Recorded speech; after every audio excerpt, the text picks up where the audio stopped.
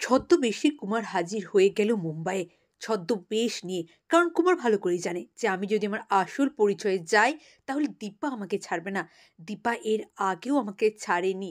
ও আমাকে বারবার জেলে পাঠিয়েছে, আমার আসল রূপটা এই সমাজের সামনে নিয়ে এসেছে। তাই এবারে আমি খুব সাবধানতা অবলম্বন করেই যা করার করব। এবারে দীপার কাছে আমি আর ধরা পড়ব না। তাই তো ছদ্মবেশ নিয়ে এসে গেল। ওইদিকে দীপা চিন্তিত থাকলেও একটুক্ষণের জন্য নিশ্চিন্ত হয়েছিল। দীপা ভেবেছিল আমাদের তাহলে কোনো ক্ষতি হয়তো হবে না। দীপা তো জানতো না যে এবারে আসবে হচ্ছে কুমার তাদের জীবনে নতুন একটা ঝড় তুলতে।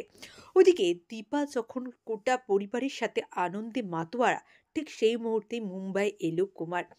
রূপা, সোনা, সূর্য সবাই চারু আর সাক্ষসারের বিয়ে নিয়ে ব্যস্ত।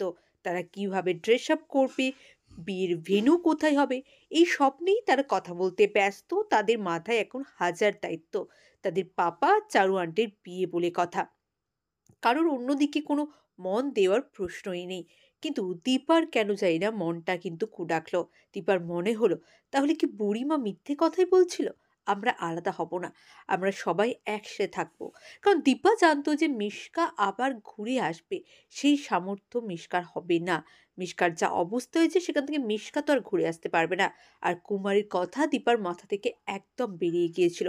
দীপা ভুলেই গিয়েছিল যে তাদের চিরশত্রু কুমারজিৎ এখনো বেঁচে আছে।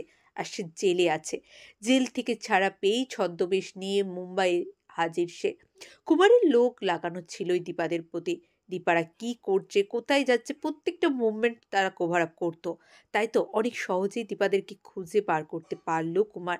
কিন্তু এরপরে কি হবে? দীপার এই সাজানো সোনার সংসার কি তাহলে ভেঙে যাবে? হ্যাঁ বন্ধুরা, আপনাদের কি মনে হয় অবশ্যই কমেন্ট করে জানান। চ্যানেল নতুন হলে প্লিজ চ্যানেলটা সাবস্ক্রাইব করে দিন। অনেক ধন্যবাদ সকলকে ভিডিওটি দেখার জন্য। ভালো থাকুন।